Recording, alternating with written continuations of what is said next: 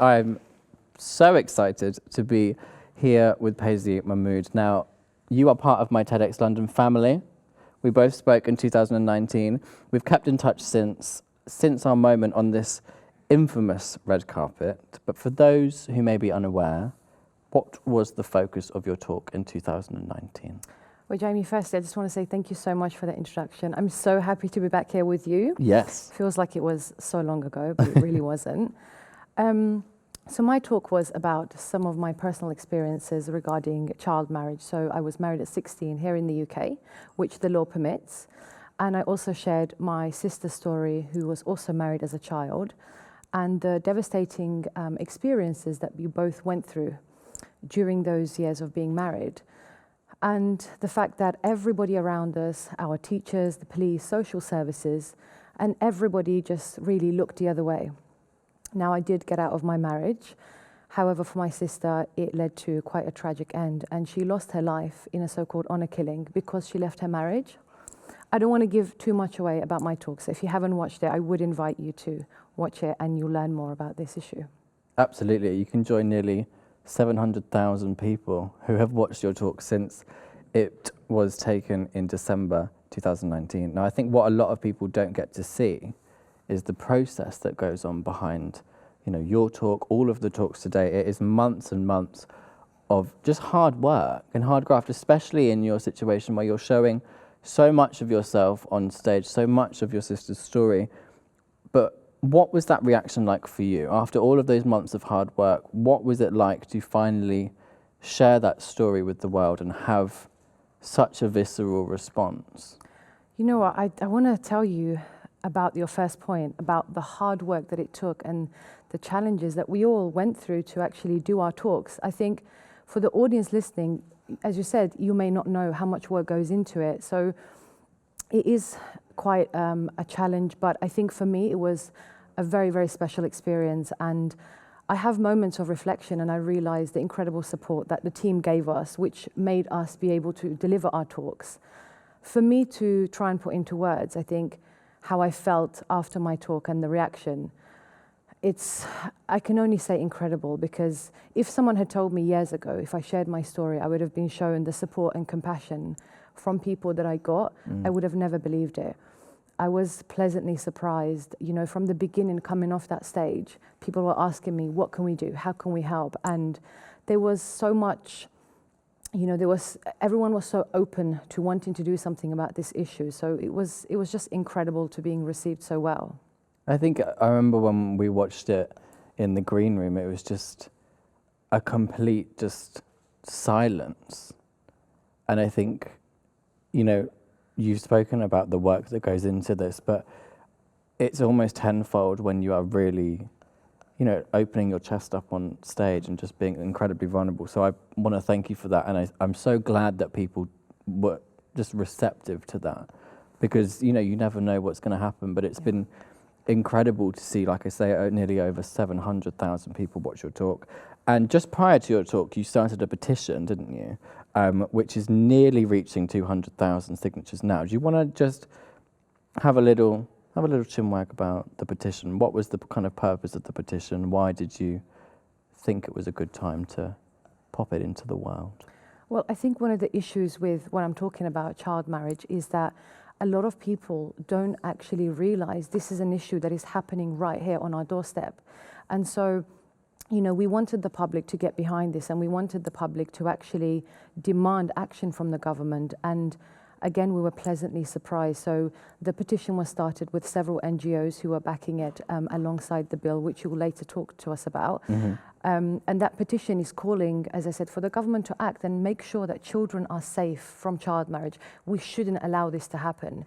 And, we're really, really amazed at the level of support that we're getting from the public. And again, the talk really helped boost that, because after that talk, the signatures, and to this day, are still coming in. And a lot of people do leave comments saying that they watched the talk and it moved them to actually take action, to sign the petition and, call on the government to do something about this. Absolutely, because I think the reaction personally for you is really important and it's really great. But to see that turn into action, for you, it just must be such an emotional thing, because it's your hard work, but also it's your, you know, it's your life, it's your story. It's an issue that is impacting so many people, and all of this support and hard work has come to fruition with the minimum age bill being born. So, for all those who may not know, in the UK, bills are read in the House of Commons, and then a second reading, which in this case is potentially slightly postponed, but there is always hope there.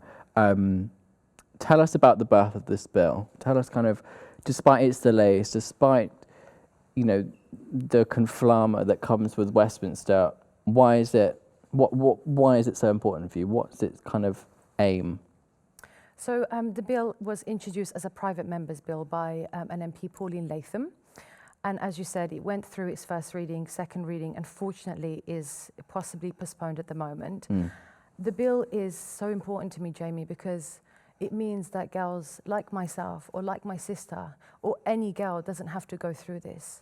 And I think this is life-changing. That's one of the things that, for me, out of my talk, that really touches me and makes me emotional. When people reach out to me and say that because they watched the talk or because they're now aware of this issue, they're actually able to either step into somebody else's life going down that route or themselves actually seek support. So it's something that is so hard to put into words, because I would have never known, as a result of sharing, you know, so much pain and difficult experiences and loss, that actually it could help somebody else's life. And so for me, every single time somebody signs that petition, somebody reaches out, somebody, you know, supports us via social media or writes to their MP, all of those things, it means that you could help somebody actually have a future, which is what we should all want for children.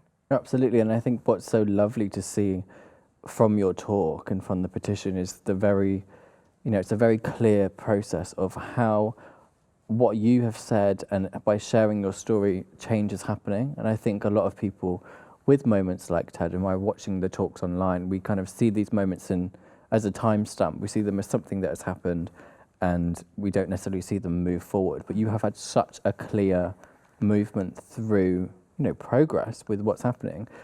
Now, for the audience watching, you've got two very simple actions that can help, but also a message of hope and support around the bill. Do you want to share those now? Yeah, thank you, Jamie.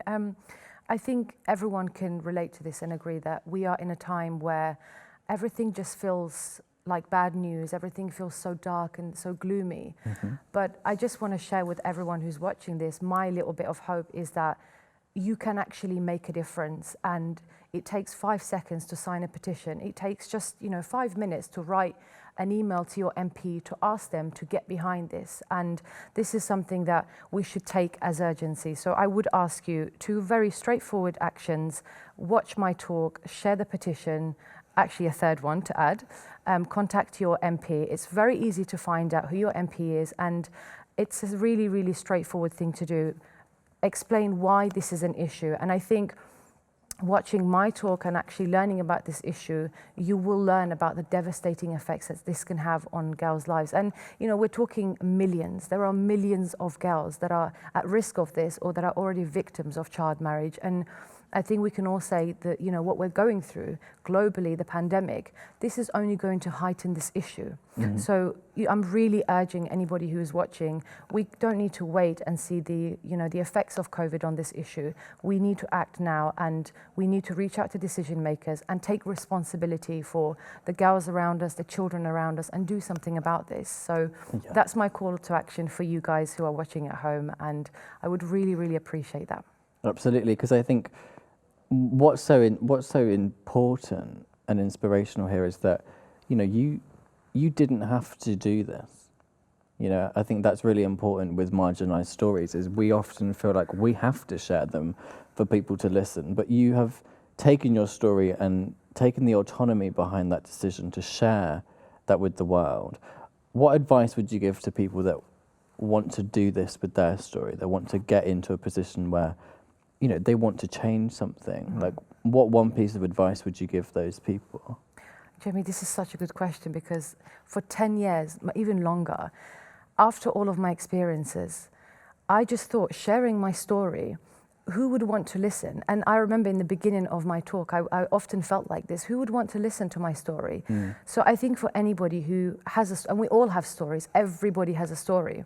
For anybody who wants to share with the world their story, don't ever think, even just for a second, that your story doesn't matter, because it does matter, and it can change somebody's life. When I tell you, it literally, it brings me to tears when I have people contacting me from, you know, where I was born in Kurdistan, from every corner of the world, from Pakistan, young girls saying to me that they want to learn more about this and they want to engage in these conversations. And, you know, it just makes you realize that even for a second, when you doubt your own truth and your own story, just remember your story matters so much. And yes, it's scary, but what isn't? And, you know, just think about actually how far you can get from sharing your story. I would have never thought in a million years that it can have the impact. And I'm so glad that, you know, I went through this experience. Well, you are a shining example of that. You know, you are an example of how that can happen. So again, I'm just very happy that you're here to share that. Now, finally,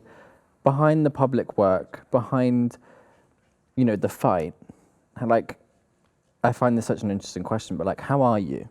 Like, what personal support do you feel like you have?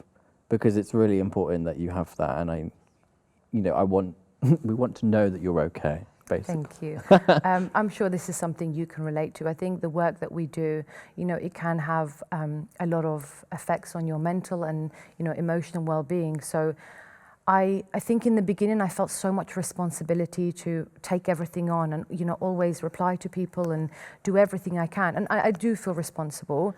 However, I've realized the importance in actually making sure I look after myself. So I do have incredible support around me. You know, I have my life partner, my close friends. I have supporters out there who support what I'm doing, and that means a lot to me.